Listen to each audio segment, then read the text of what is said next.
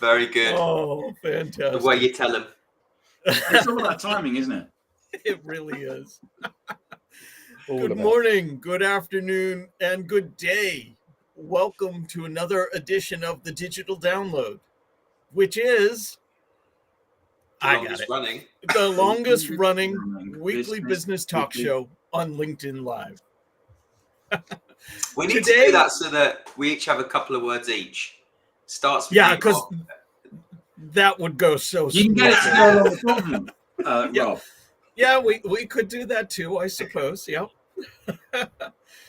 So that fits right into today's topic.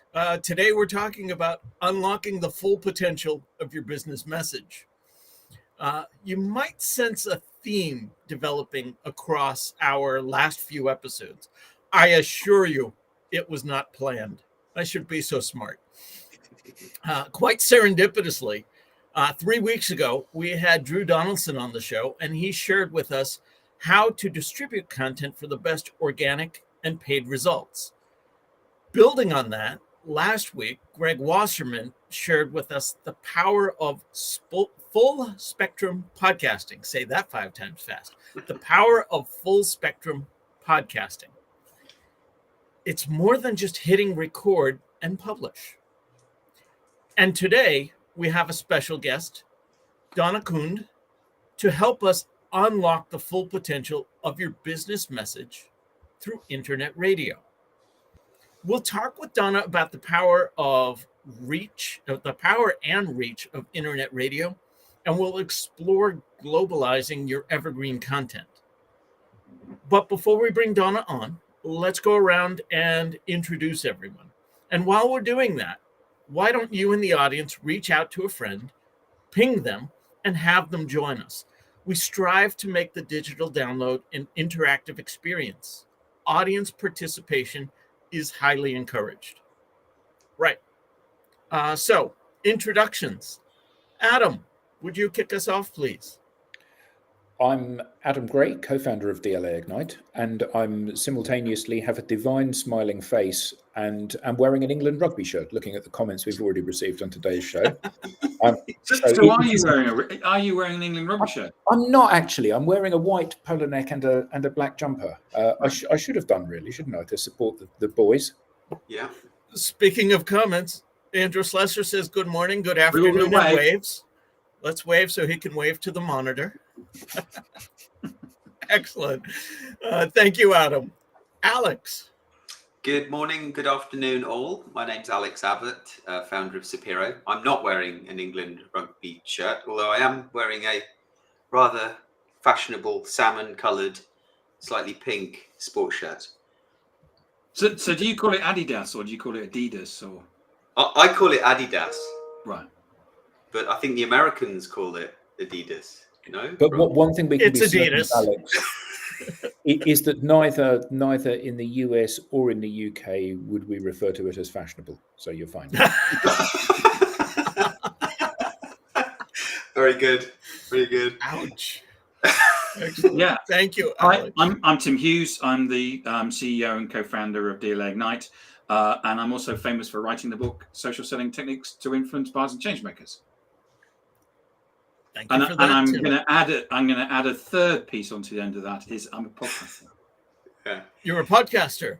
Yes. Yes, you are. Excellent. Now everyone's Thank you. picking on me, Adam. Well done. And myself. LinkedIn user, who are you? Unfortunately, it comes up as LinkedIn user. When it does that, it means you haven't set your settings in LinkedIn to say that you're willing to share your data. Just so you know that. But it'd be great if you could just say who you are. So we didn't. I just checked. It's Paul Spencer. Paul Spencer. Oh, how do you check? I looked at the live stream. I've got it open in another tab so I could see what was going on. There we go.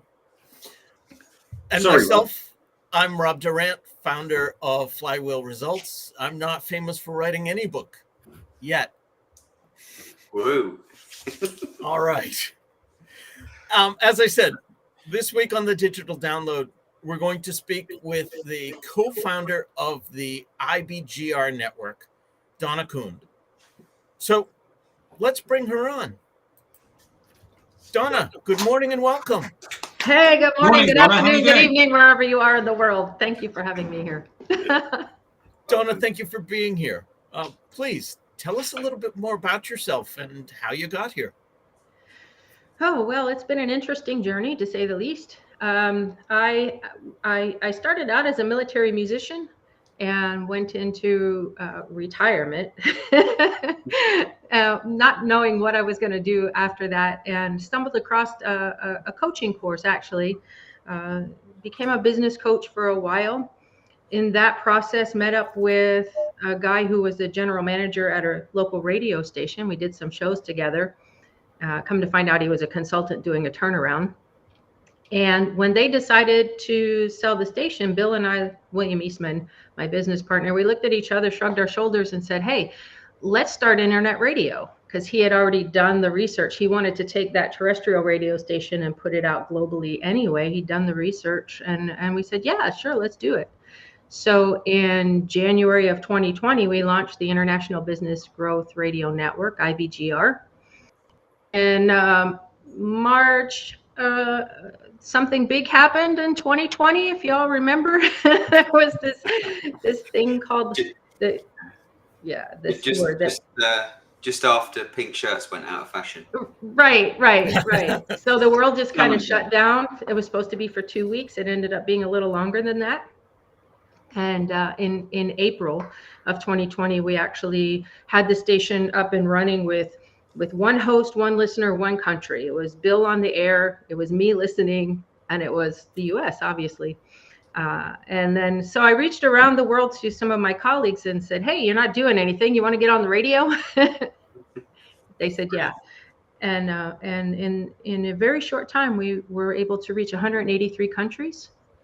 Get them listening in. Yeah, I've put about 70 hosts from around the world on the air. I've got 14,000 podcasts I help produce, and we have, I've got over 675,000 downloads collectively. So it's been this amazing thing. And I woke up one day and said, oh, look, there's patterns. And that's what I do now is I'm really focused on amplifying messages to help business owners tell their story through radio. Before we get into that, Donna, because I've got a ton of questions for you. Oh, good. I've never heard the term military musician. I'm assuming you played an instrument in the military. I did. I played the piccolo, and this Pivot magazine just came out, and I was very honored to be a part of it. But I bring this up because I just happen to have a picture, if you can see. Yeah, that was me in a former life in Seoul, Korea. Mm-hmm. Wow. Yep, so, lots of stars and stripes forever. If you've ever heard that march. I won't sing. Donna, I know you and I had talked, and you helped me understand it a little better. But for the audience at large, what exactly is internet radio? It's a great question that we hear all the time. So a little education piece here is there's basically 3 types of radio. There's terrestrial radio, which is the old AM, FM that you get on the dial and you listen in. And then there's satellite radio, which will come in literally from the satellite. And then there's internet radio, where any listener from a smartphone to a computer can listen into the programming. And we chose internet radio because our goal and our mission is to reach the 4 corners of the world with coaching and consulting that many of these business owners wouldn't have access to. It's very high quality and it's free for them to listen to. And so you can go to a website and listen, or, we have our radio station listed on TuneIn Radio, on Sirius Radio. So when you get into your car, you can turn it on. It's the new FM, right? So it's slightly different than just a podcast because it does run continuously 24 hours a day. You don't get to choose who you listen to, but you can choose what time you listen to if you want to follow a particular show or a particular host. And it is that opportunity to really get an organic reach out into the world. Because TuneIn is on smart speakers on Alexa, isn't it? Yeah. Yep. Yeah, you can say, Alexa, listen to IBGR network, and there we are. So is it's linear all- programming, and it is internet based, but I can hear it in my car. Sure. Yeah, you can. Wow. You can. Yep, you can hear it in your car. You can hear it on your smartphone. You can take it wherever you want to take it, and it's this idea that, it's different than video. If you're a business owner and you want to learn something to grow your business, you can go to video, but you got to stop and watch most of the time. It's so hard to put a video on and not want to keep your eyes on it. But with radio, you're just listening. So there's no such thing as multitasking, but yes, you can be listening in the background while you're doing your work and growing your business. And we've kind of set it up a little bit different, Rob. We have course-based programming. So in a 13-week period, which is a business quarter for most of us, I'm going to take a host and put them on the air for an hour, and they're going to create 4 episodes in that hour. And they'll have 52 episodes at the end of the season, and the listener can get little breadcrumbs along the way to take their business from point A to point B. Alex, you had a question, and then I have lots of follow-up. Yeah, well, I can't remember what my question was now, Rob. But, sorry about that. I'm just trying to get my head around it, really. So, just talk us through because I hadn't really thought about podcasts to me today are also visual. Mm-hmm. So, they can be. Is there such thing as a do we call it video podcast, or do we just still refer to it as podcast and it's both? What's you have a view on that? Yeah, there can be. And so the majority of our hosts run through this 52 episode, especially when they're just getting on the air. I call it the training wheels version of podcasting. I'm going to put you into a formula, a methodology. It's going to be very structured. You're going to get comfortable behind the microphone, and you're going to have a 52 episode playlist at the end, which is pretty substantial, especially in 13 weeks. And then we have a thing called the TV talk show formula, where it is intentionally into the video, like you're doing here. It's conversational. It's bringing people on interview style. But I always tell my hosts, we talk about the leveraging. This is unlocking the full potential of your business message. I always tell my hosts, whatever format you're going into, if you're getting behind the microphone, push the video button too. Kind of, look a little presentable in the morning or whatever time you're doing it, and push the video button too, because then you can put it. YouTube has podcasts now. Spotify has podcasts now that are video. And you're doing the work once, you might as well leverage it. And then it could be a course, you could be that talking head in different places. So yeah, I don't know. Did I answer your question? Yeah, well, not really, but okay. So the question is podcasting video? Well, I've started thinking about a podcast just being a video. Years ago, a podcast was just audio, but it feels like today it's video and audio, but we're still calling it a podcast. And is it the format that we're naming, or is it? I know, Rob, you have a view on this. We've talked about, thinking about podcasts as audio first. I think you believe that because we'll reach a bigger audience. We're not limiting the audience that we reach. Right. Yeah. I believe if you think audio first and you have video, well, then wherever you display the video, the audio works.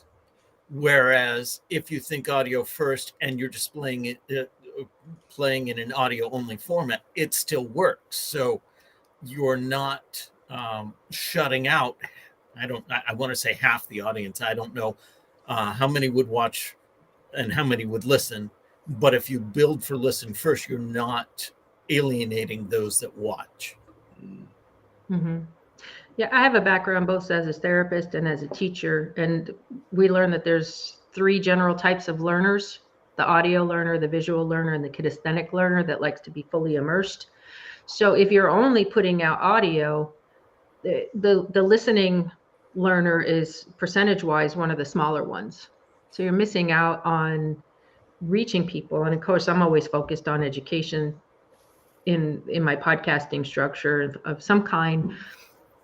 But like you say, Rob, if you're going to do it one time, why would you not do it big? And then you can chunk it out into the smaller things. Like Greg last week on Cast Magic, what I love about Cast Magic, what I love about Greg and all that they do over there is you take one little piece of something, whether it's a video or an audio, and you now have all of this stuff that you can put out full there. spectrum. Yep. Mm-hmm. Mm-hmm. Because one of the things that Twitter or X as it is now, and LinkedIn have tried to do is basically support social audio. So you've got this thing here on LinkedIn where we're transmitting over LinkedIn and other social media channels as well. But they also run a social audio product as well, don't they? Yeah. LinkedIn do? Yes. Oh, okay. A couple of comments from the audience. Andrew Susser says, podcasts with video still works as an audio show. Mm-hmm. Absolutely. Sure.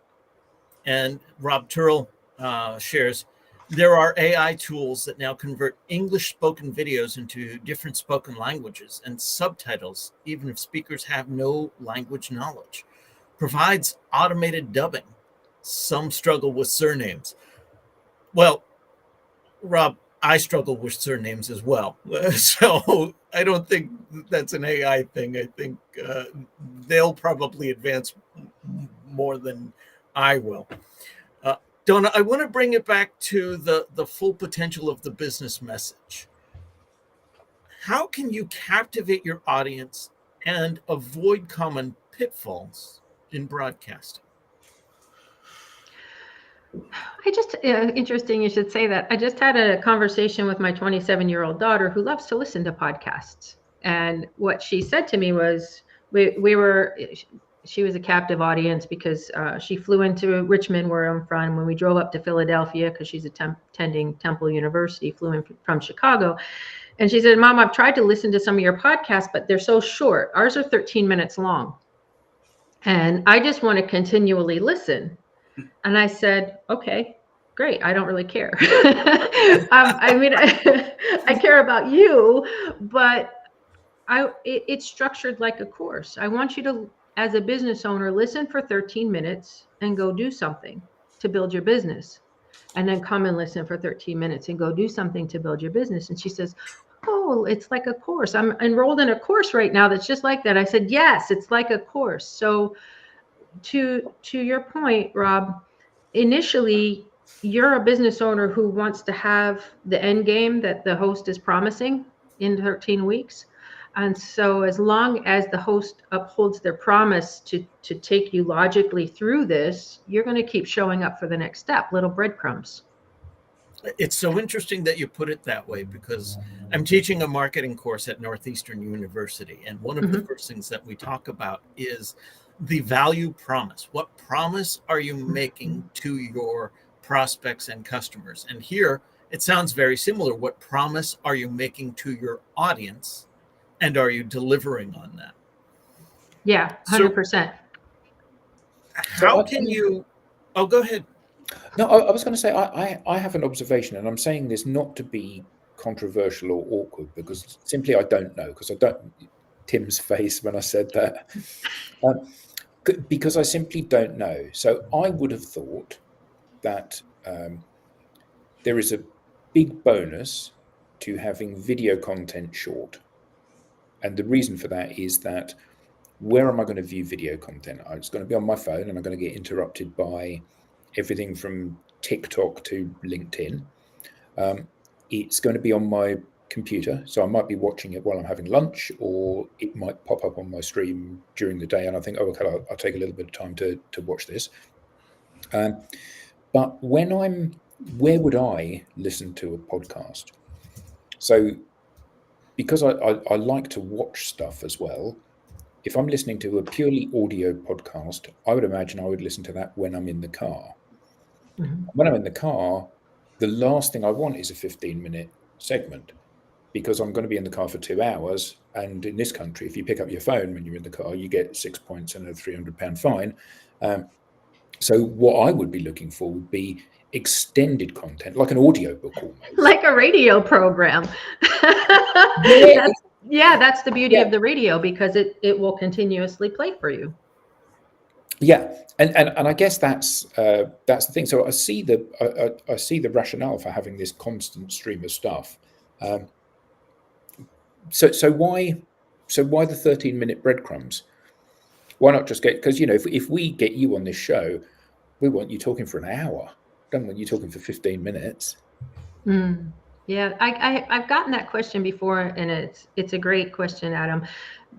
Why 13 minutes? Well, there's been studies in the podcast world of what is the ideal length, and 12 to 15 minutes has been some thoughts behind podcast frequency that listeners want. But at the end of the day, I'm a radio station and I need commercials.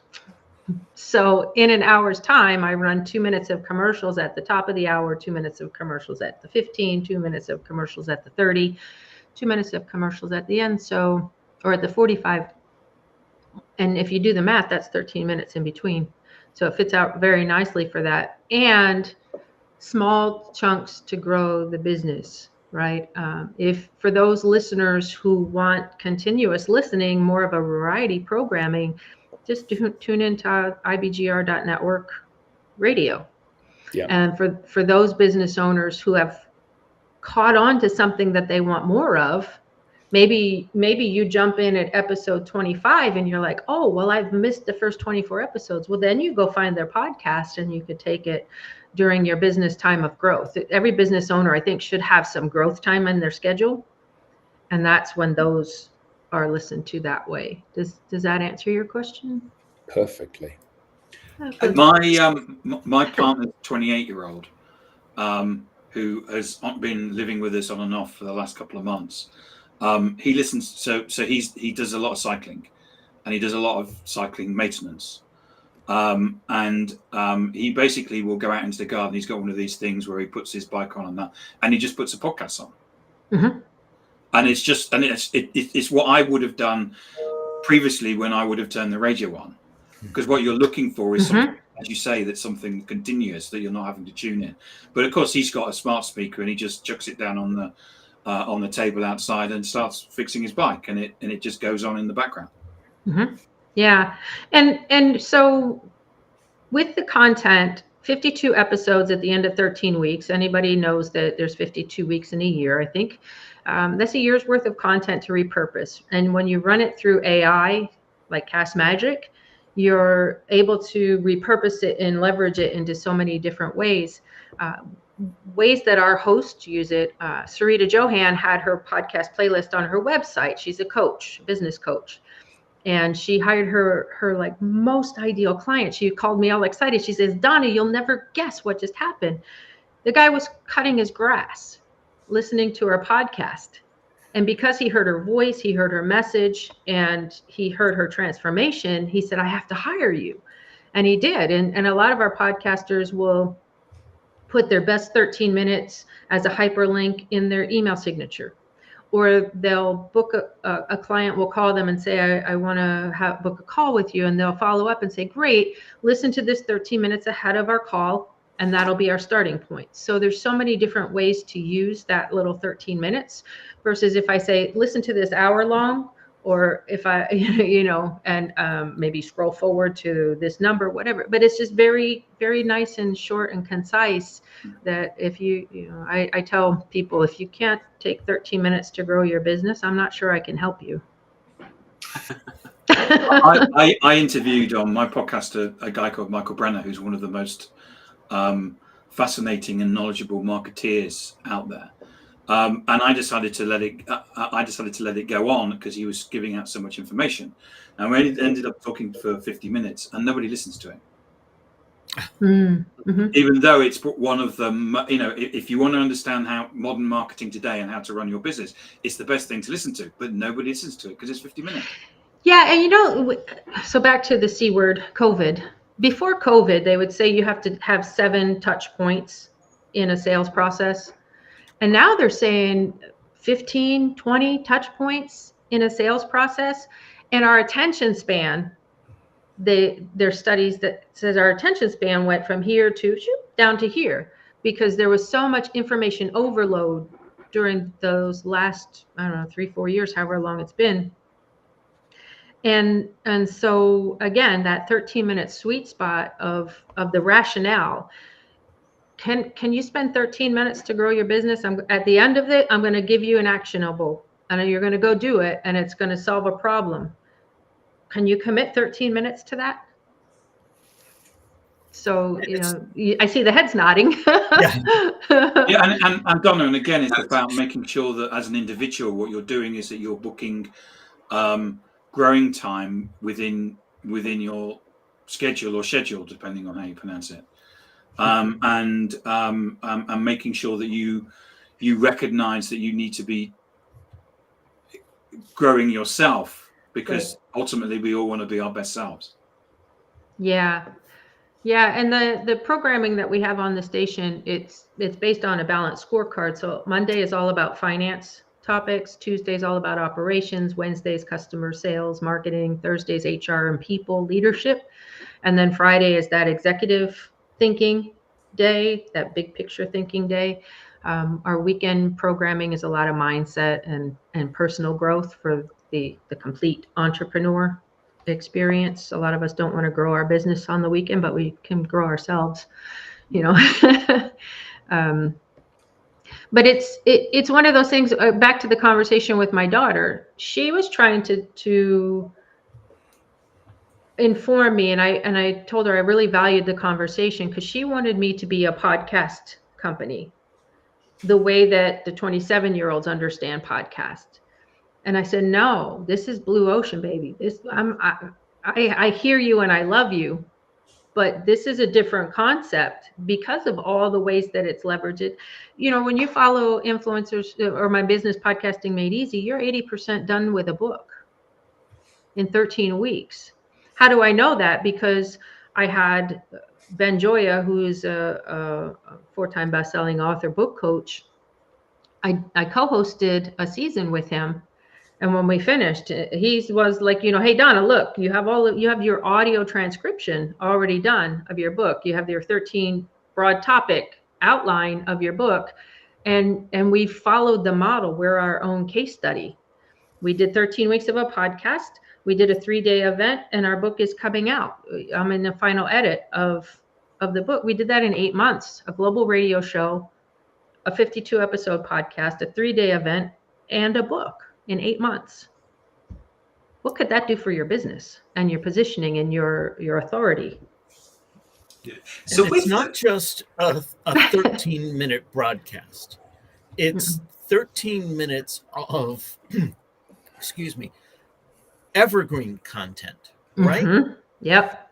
Explain to those that might not be familiar why it's important to have evergreen content as part of your business message. Yeah, that's great. If you've been in business for a little while, you should have found what we call your voice, your secret sauce, your special who you are, your methodology. And that's what we want to capture in these 13 weeks is basically your legacy. And so you can continue to say the same thing over and over again, which you should once you've found that. But when you run it through a structure like this, I've sat with business owners and roadmap the 13 weeks out with them, and they said, I have so much more clarity on who I am and what I do because I've put this into this roadmap. But yes, it's evergreen because then you leverage it. You can put it into, we use Headliner to get audiograms, the little short clips. Your talking head becomes a playlist on YouTube. You can get on all the audio places. You can have a newsletter. You can have a book. You can have a course. All of the different ways to take this one radio show and make it into all these other things. And the beauty of the radio show is, I'm going to say, Rob, at 2:00 every Thursday, you're going to have an hour show. You got to show up and do something. So you have accountability because you've already told your people that you have a radio show. You have accountability to actually create the stuff. That's a big hurdle for a lot of podcasters, is building that muscle of creation consistently. And then you're speaking it out into the world, and then you're repurposing it and leveraging it. That answer your question? Yeah. So the initial 13 weeks is about creating the podcast. So you're helping the founder, the entrepreneur, whoever it might be, to really extract everything from their mind and get it out there in audio or video transcript. And you're using those exercises for each of the 13 weeks to create 4 podcasts a day, was it? So they've got 4 a week on your radio show time. You have that accountability to know, okay, it's showtime. Yeah. So then they've got all of this content, and as you say, Cast Magic can do more magic with it. Yeah. And so that, when does it become a radio show? When does it become something that just continuously plays? Is it? Okay, so the station is a radio station, and I might have Rob at 1:00 on Wednesday, and I've had Adam at 2:00 on Wednesday, and I have Tim at 3:00, and I have Alex at 4:00. So that's how it continuously plays. You'll hear different voices over the 24-hour period, 7 days a week. And I tell the host, it's your job to bring people to your show. You want them to follow you. They want them to hear you. But then you're also going to be heard. I had this conversation yesterday in our team huddle. Every week we have a marketing huddle. And they said, we get listeners because they were listening to the show before us. And then they bled over. So it's organic reach. And hello to William Eastman. There's Bill, my business partner. Hey, Bill. Actually, Hey, Bill. Bill's had some great comments. Let's see. He was saying provides pre and post marketing opportunities, or used to help closing prospects in the sales funnel. So are you helping? Sorry, we can come back to that just in 1 second. So are you helping your client then create their own radio show, or you're inviting the client onto your radio show to support the content creation wheel that you have? They're coming on to my station with their show. Okay. And we used to say you get a radio show and a podcast, but now the language is you get a radio show that equals a podcast, because as you do your radio show, it's recorded. And that recording then becomes your podcast. And I tell our hosts, I tell them to put a little something on their playlist that says originally aired on the IBGR radio network, so that we use the podcast live formatting, not a lot of editing, and so if you think about transformation, you want that authenticity to connect. And so it's a podcast live format versus the highly edited versions. Okay. So I've started playing around with Restream, with all of the different things that I've been doing with these fine gentlemen. So we do some other stuff, sales TV. I've started my own 15-minute podcast called Walking Digital Corridors. And then using Restream, I can create playlists. And so yesterday I played 6 hours worth of content through my LinkedIn profile. And I hadn't given it a name or anything, but what you're talking about sounds like it's very similar. Yeah, 100%. And then back to my daughter, she was saying she listens on Spotify, and she says, well, I don't like to keep clicking to listen to the next one. I want it to be continuous. And what you said, just create a playlist, create your own playlist and add it in there, and it'll play whoever you want, however you want, as much or as little. But repurpose. If you're going to get behind any kind of microphone, turn the camera on, do the best job that you can, and then leverage the heck out of it. We say it's like the champagne glass pyramid. If you've ever seen them at a wedding, the pyramid. Oh yeah. There's Like like breakfast, 92, isn't it? yeah, there's like 92 glasses in the pyramid, but they don't pour each glass. They pour to the top one, and then it comes down and fills all the glasses. We say your radio show is the champagne going into the glass. And then how many different ways can you repurpose that? So what you're doing, Alex, is the same thing. You're taking it and repurposing it and leveraging it. Yeah. So along those lines, how do the dynamics of internet radio shape the way businesses communicate and connect with their target audience? Mm-hmm. It's a really great question, because in any kind of radio, it's not like this where people are commenting. The big question is, how do I know who's listening? Even in the podcast world, how do I know who's listening? And so it's structuring a very clear and compelling call to action to want to have a conversation with you. In the Influencers Formula, my book that's coming out, the marketing strategy, and Rob, you and I talked about this, it's be seen, be heard, be easy to follow, so that you're positioned as the solution. We all want to be the solution in our business, right? How do we do that? It's the three-legged chair. And be seen is, how do people stumble across you? Radio, LinkedIn, profiles, websites. How do they know that you exist? Be heard is, what message do you have? And how are you getting it out there? Is it a book? Is it a radio show? Is it a podcast? How are you being heard? And then be easy to follow. This is the leg of the chair that most people have just a little stump. How does somebody have that conversation? How do you invite them to connect with you so that you know they exist? So be seen, they're interested, they lean in a little bit, but you don't know they're there. Be heard, they're starting to consume your information, you still don't know that they're there. Be easy to follow is when they're actually seeing you as the solution, you're having those conversations, and you're able to have a two-way dialogue. They raise their hand and say, look, I'm here. Please help me with whatever it is I need help with. So just to reiterate, be seen, be heard, be easy to follow. Mm-hmm. That's how you can unlock the full potential of your business message. Yep, 100%. So Because now you're positioned as the solution. That's the only way to position you. Tim, you had a... I just said it was fantastic, Donna. William has also made some other comments. Yes. So he made a comment about Blair Witch. There we go. We were talking about video. The Blair Witch Project changed the game on live video.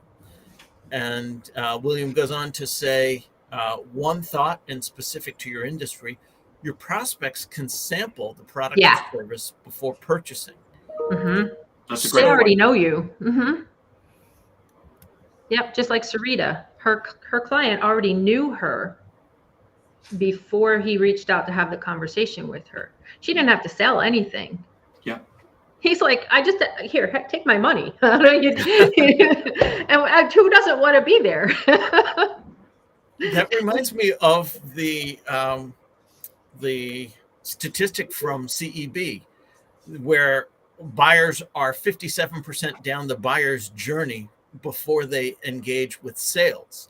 And anecdotally, the sales industry, the sales enablement industry, are all saying, no, it's much more like 60, 70, 80, even 90%. We had a guest on another show recently that was saying it's probably 90%. And part of that research is consuming content like a podcast or a radio program or reading a blog. And you're talking about now the full potential of all of that. So internet radio is one more dynamic way to get that message out there. Mm-hmm. Yep. And it's a unique way. what I hear from my hosts is that when they first put it in their LinkedIn profile, their bio, it says global radio show host, people wake up and they're like, what? Tell me more about that. When they go and do a speaking engagement and they're being introduced as global radio show host and podcaster XYZ person, people like sit up a little bit more. They want to hear it because you as the business owner, you're saying, I value what I have to say enough that I'm not going to hide under a shell. I'm going to actually go out into the world and speak my message. It's a bit like saying that you write for Forbes or something like that, isn't it? It's yeah, 100%. I think now I know the answer to this question, just based on what you've said so far, but how can you maximize your reach and establish yourself as an influential voice? It's that be seen, be heard, be easy to follow. It's that trifecta right there. And how do you do that? So when I take my host through that formula, I say, okay, do you have a website? And they say, yeah. And I say, does it position you as the solution that you're offering? No. We'll go update it. Okay. I have a podcast. I'm being heard. Okay. On your podcast, does your call to action, does your messaging position you as the solution you want to be? Well, not quite. And then being easy to follow again. Are you, I'm out there. Are you making it easy? Do you have a link to book a conversation with you? Do you have a contact email address? Do they know how to contact? Well, not so much. And so it's really getting into that mold. And in 13 weeks, you can have one solution in 13 weeks and then do another show season with us and have a different offer. Most of us are multidimensional in offers, but focus on one and make sure that all three of those legs position you as that one solution, which is really hard for some business owners to do, to focus on just that one thing. But it has to happen, or else it's confusion. Absolutely. William shares surround prospects using all the available media channels. Do it once and repurpose everywhere. Mm-hmm. Yep.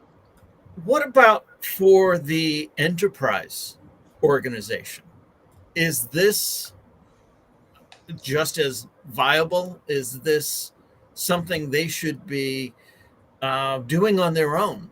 Or is it still something where working with a radio station is more viable, more vibrant opportunity for them?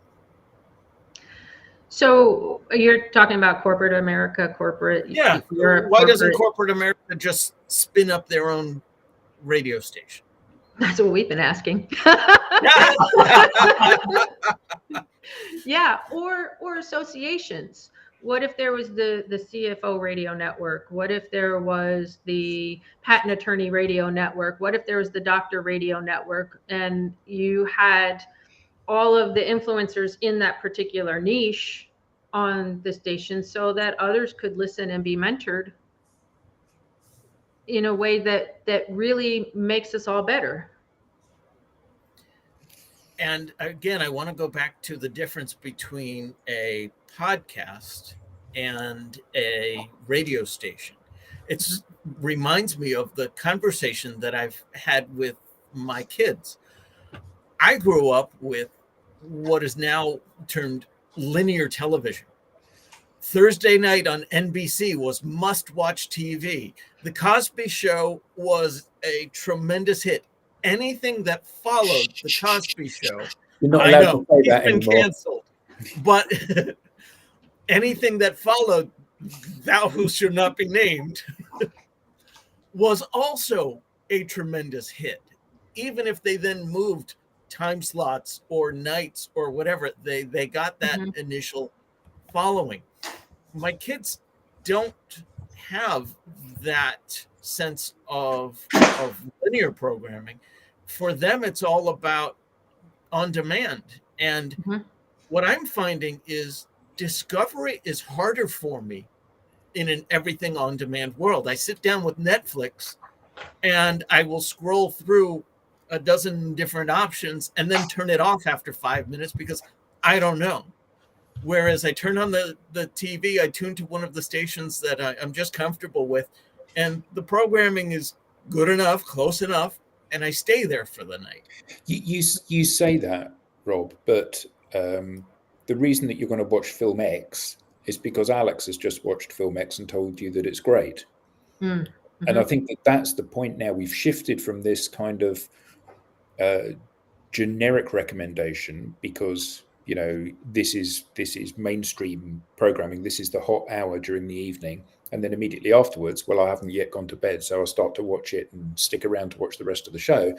Now, actually, because we've got this stuff on demand, what we're all looking for, and it's not just TV shows, this is every kind of media and every kind of entertainment.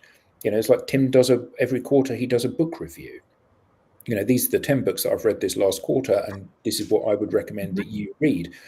And actually, I'm more likely to read a book because Tim's already done some sifting.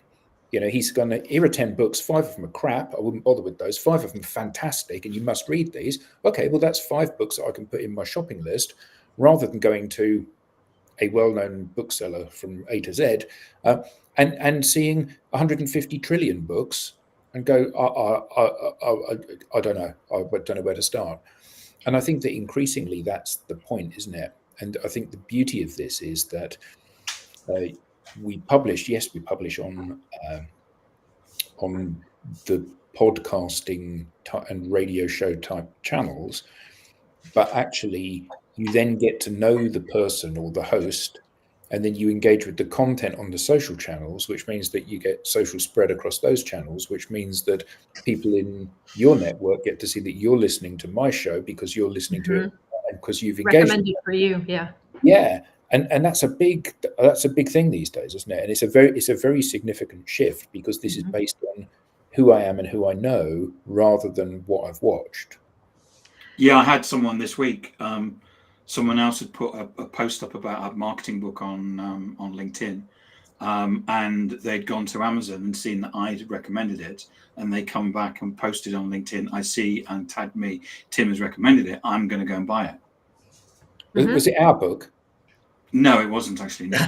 Okay, well, I'm not interested then. Yeah, and that's like it's the network effect, and that's what we are teaching our hosts also, is that you want to have those conversations within your existing networks so that they fall in love with what you're doing on the station and want to share you with others, because it's the other people recommending you that's perfect.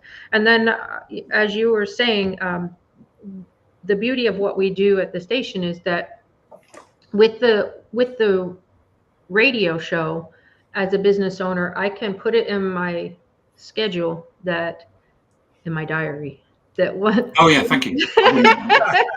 that every Thursday at 1 p.m. is my show that I want to watch or listen to, that on the station. So I can set an alarm to remind me to show up for my growth because I want to catch it live. I'm one of those that, FOMO people. I have to have be the first.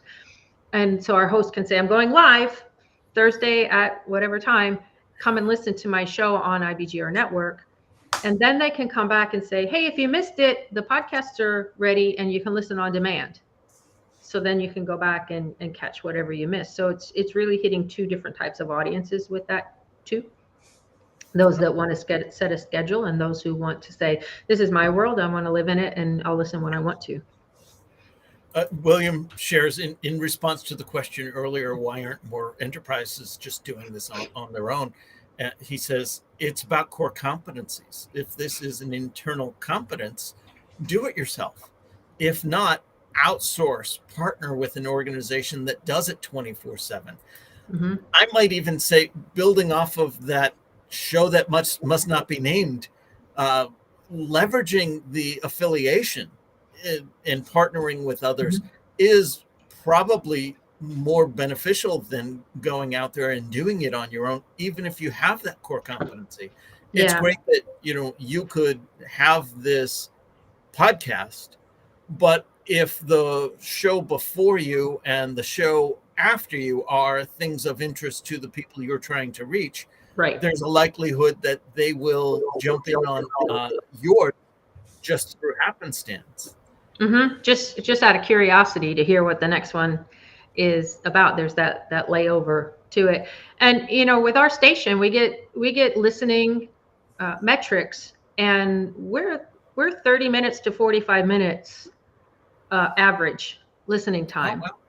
Yeah, so that tells me that they're listening to at least 2, maybe 3 of the segments of the shows. So that says to me that, well, people are resonating with this kind of format, because in terrestrial radio station, it's like 7 to 10 minutes or so. Like, there's very, very fickle audience to get it out to. So that was a good validation. I want to just do a quick little imagination experiment.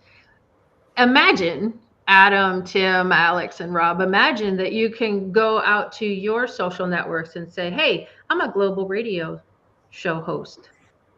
What do you think? How do you think that your audience would respond to that? Stop showing off. Do you think they'd say that?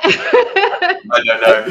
They would only say that tongue in cheek. We already, because we do multiple of these video podcasts, we already, all of us, have that on our profiles, and we talk about the fact that we do that. And we have, there's a kernel of very loyal listeners who listen to pretty much everything we do, because they're really engaged by us and the themes and the things we talk about and think are important. They think are important as well. So, I mean, it's another thread to that, another string to that bow, isn't it? And I think that that they wouldn't be surprised if we said, we're global radio shows. In fact, I think if we said we're global radio hosts, I think they'd probably say, well, I thought you already were. Because for a lot of people, when they tune into one of the social networks, we are there looking back at them already. So the fact it's something else, they would just assume that we were in all of these places. Yeah. But there is some, when you say the words global radio show host, I then think of something like a Stephen Bartlett in front of his microphone interviewing someone else, having a chat. But yeah. What if I invited you to syndicate your show? You can say now syndicated on the Influence Radio Network, which is our brand new station.